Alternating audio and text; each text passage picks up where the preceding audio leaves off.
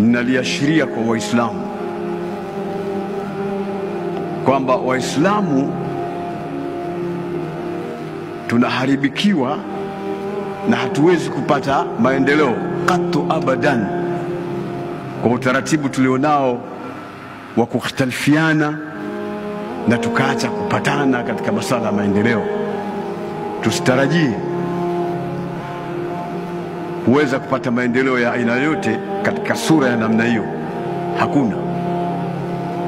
Na ndio maana leo ulimwenguni mashekhe na taasisi kubwa za Kiislamu zinafanya juhudi ya mikutano mbalimbali ambayo mimi mwenyewe nimehudhuria, kuzungumzia namna gani ya kupambana na ikhtilafu zilizopo ili kuwarudisha watu sehemu moja, waendelee kuwa na ikhtilafu lakini waendelee kuwa wamoja na lengo lao kuwa ni moja.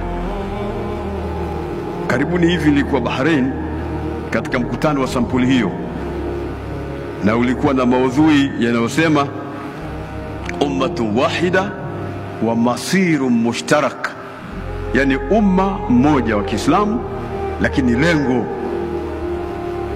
liwe moja.